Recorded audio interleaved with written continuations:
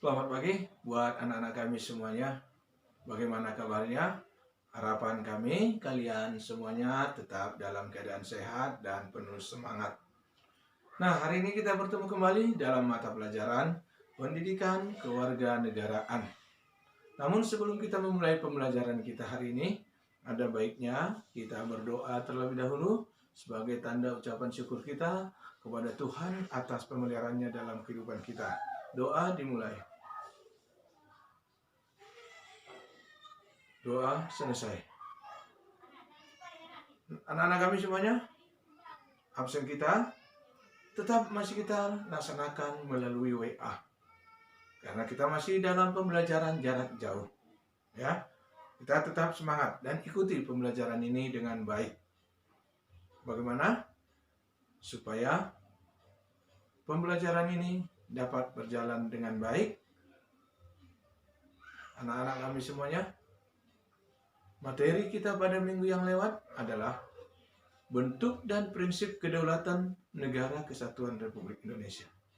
Dan hari ini kita melanjutkan kembali bagaimana pelaksanaan prinsip-prinsip kedaulatan Negara Kesatuan Republik Indonesia berdasarkan Undang-Undang Dasar Negara Republik Indonesia 1945. Nah, anak-anak kami, harapan kami kalian semuanya dapat memperhatikan dan mengikuti pembelajaran ini dengan baik, agar kalian dapat memahami bagaimana kedaulatan Negara Kesatuan Republik Indonesia kita yang tercinta ini. Nah, mari kita simak video pembelajaran pelaksanaan prinsip-prinsip kedaulatan sesuai dengan Undang-Undang Dasar 1945. Dalam perkembangan demokrasi, negara Indonesia mengalami beberapa fase pelaksanaan demokrasi, yaitu demokrasi parlementer tahun 1945-1959, kurun waktu tahun 1945 sampai tahun 1949, menurut Undang-Undang Dasar 1945, demokrasi yang dilaksanakan adalah demokrasi Pancasila dengan kabinet presidensil. Namun pada tanggal 14 November 1945, dengan keluarnya maklumat pemerintah tanggal 14 November 1945, berubah menjadi demokrasi parlementer atau demokrasi liberal. Pada kurun pemberlakuan Undang-Undang Dasar Republik Indonesia Serikat 1949, Indonesia dibagi dalam beberapa negara bagian. Pemerintahan dijalankan oleh Perdana Menteri. Presiden hanya sebagai lambang negara, karena pada umumnya rakyat menolak Republik Indonesia Serikat. Pada tanggal 17 Agustus 1950, Presiden Soekarno menyatakan kembali kepada bentuk negara kesatuan dengan Undang-Undang Dasar sementara 1950. Namun pada kenyataannya, demokrasi parlementer ini tidak sesuai dengan jiwa bangsa Indonesia. Hal tersebut menimbulkan silih bergantinya kabinet, pembangunan tidak lancar, serta partai-partai mementingkan kepentingan partai dan golongannya. Tanggal 5 Juli 1959, Presiden mengeluarkan dekret Presiden yang isinya 1. Pembubaran Badan Konstituante. 2. Memberlakukan kembali Undang-Undang Dasar 1945 dan tidak berlakunya Undang-Undang Dasar sementara 1950. 3. Pembentukan Majelis Permusyawaratan Rakyat Sementara atau MPRS. 4. Pembentukan Dewan Pertimbangan Agung Sementara atau DPAS. Dengan dikeluarkannya dekret presiden ini, maka demokrasi parlementer berakhir. Demokrasi terpimpin 1959-1966. Periode ini sering juga disebut dengan Orde Lama.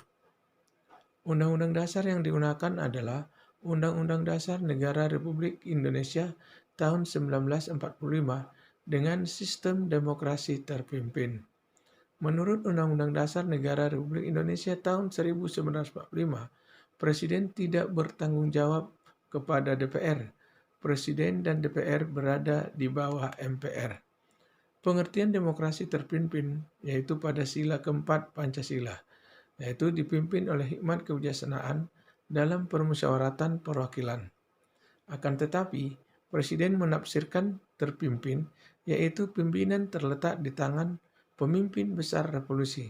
Dengan demikian, pemusatan kekuasaan di tangan Presiden. Terjadinya pemusatan kekuasaan di tangan Presiden menimbulkan penyimpangan dan penyelewengan terhadap Pancasila. Penyimpangan pada masa demokrasi terpimpin adalah 1. Presiden mengangkat anggota MPRS berdasarkan penetapan Presiden nomor 2 tahun 1959. Yang kedua, Presiden membubarkan DPR pada tanggal 5 Maret 1960 karena DPR tidak menyetujui RAPBN yang diajukan tahun 1960 dan Presiden membentuk DPR GR atau DPR gotong royong pada tanggal 24 Juni 1960. 3. Presiden melakukan pengintegrasian atau penyatuan lembaga-lembaga negara berdasarkan penetapan Presiden nomor 94 tahun 1962 tanggal 6 Maret 1962, yaitu Ketua MPRS, Ketua DPR GR, dan Wakil Ketua DPA mendapat kedudukan sebagai Wakil Menteri pertama, serta Ketua Mahkamah Agung, Wakil-Wakil Ketua MPRS, dan DPR gotong royong dapat kedudukan sebagai menteri. 4. Pengangkatan Presiden seumur hidup melalui TAP MPRS nomor 3 garing MPRS garing 1963. 5. Penyimpangan politik luar negeri di mana Indonesia hanya bekerja sama dengan negara-negara sosialis komunis dan melakukan konfrontasi dengan hampir semua negara barat. 6. Presiden membubarkan Partai Masyumi dan Partai Sosialis Indonesia yang sesuai dengan nilai-nilai Pancasila, tetapi memberikan kesempatan berkembangnya Partai Komunis Indonesia yang jelas bertentangan dengan nilai-nilai Pancasila. Penyimpangan-penyimpangan tersebut membuat stabilitas politik dan kehidupan ketatanegaraan tidak berjalan sebagaimana mestinya, terutama masalah keamanan dan ketertiban masyarakat. Hal tersebut menjadi pemicu terjadinya puncak kekacauan dengan adanya peristiwa gerakan 30 September sebagai pemberontakan yang dilakukan oleh PKI. Keadaan negara yang tidak stabil menimbulkan reaksi dari berbagai kalangan masyarakat, terutama para pemuda, pelajar, dan mahasiswa. Beberapa kalangan masyarakat tersebut kemudian mengajukan 3 tuntutan rakyat yang dikenal dengan Tritura yang berisi 1. Bubarkan PKI, 2. Bersihkan kabinet dari unsur PKI. 3. Turunkan harga dan perbaikan ekonomi. Demokrasi Pancasila 1966 sampai 1998 yang dikenal dengan pemerintahan Orde Baru. Pada periode ini dilaksanakan sistem demokrasi Pancasila. Demokrasi Pancasila berpangkal dari kekeluargaan dan gotong royong. Demokrasi Pancasila berarti kedaulatan rakyat yang berdasar kerakyatan yang dipimpin oleh hikmat kebijaksanaan dalam permusyawaratan perwakilan, dengan didasari nilai-nilai ketuhanan, dengan menjunjung nilai-nilai kemanusiaan yang adil dan beradab, demi persatuan dan kesatuan bangsa, untuk menciptakan keadilan sosial bagi seluruh rakyat Indonesia. Keunggulan demokrasi Pancasila tersebut antara lain, 1. Mengutamakan pengambilan keputusan dengan musyawarah mufakat dalam semangat kekeluargaan. 2. Mengutamakan keselarasan dan keseimbangan antara hak dan kewajiban, antara kepentingan pribadi dan kepentingan umum. 3. Lebih mengutamakan kepentingan dan keselamatan bangsa di atas kepentingan pribadi dan golongan. Penyimpangan masa Orde Baru, yaitu pertama, kekuasaan dan masa jabatan presiden yang tidak dibatasi periodenya, maka kekuasaan menumpuk pada presiden. 2. Terjadinya penyalahgunaan kekuasaan. 3. Terjadinya KKN atau korupsi, kolusi, dan nepotisme. 4. Adanya pengekangan terhadap kebebasan berbicara, berkumpul, berorganisasi, atau berkomunikasi.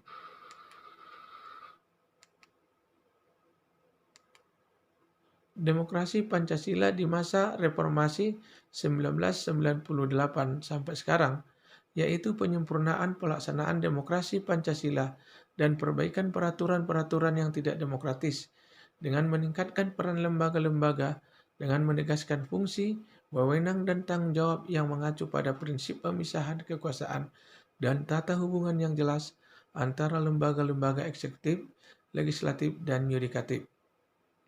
Demokrasi Pancasila saat ini telah dimulai dengan terbentuknya DPR-MPR hasil pemilu 1999 yang memilih presiden dan wakil presiden, serta terbentuknya lembaga-lembaga tinggi yang lain. Bergulirnya reformasi yang diiringi dengan perubahan dalam segala bidang kehidupan. Sukses atau gagalnya suatu transisi demokrasi sangat bergantung kepada beberapa hal berikut. Pertama, komposisi elit politik. Dalam demokrasi modern, dengan dibentuknya demokrasi perwakilan rakyat, mendelegasikan kedaulatan dan kekuasaannya kepada para elit politik. Kedua, desain institusi politik. Para elit politik mendesain institusi pemerintahan dan memiliki pengaruh besar dalam menentukan apakah demokrasi baru menjadi stabil, efektif, dan terkonsolidasi. Tiga, kultur politik atau perubahan sikap terhadap politik di kalangan elit dan non-elit. 4. Peran civil society atau masyarakat madani untuk menciptakan kultur toleransi yang mengajarkan keterampilan dan nilai-nilai demokrasi, sikap kompromi, serta menghargai pandangan yang berbeda. Demikian materi pembelajaran yang dapat Bapak sampaikan buat kita hari ini. Kiranya kalian dapat memahami dan jangan lupa kalian mencatatkan di dalam buku catatan sebagaimana pesan Bapak minggu yang lewat. Untuk mendalami materi yang Bapak sajikan ini, boleh kamu lihat buku pegangan atau buku paket halaman 67 ya. Jadi harapan kami tetap semangat. Kita tetap berdoa agar COVID-19 cepat berlalu, kita dapat bertemu kembali di dalam sekolah untuk tatap muka. Ya. Terima kasih. Selamat pagi. Sampai jumpa. Salam sehat.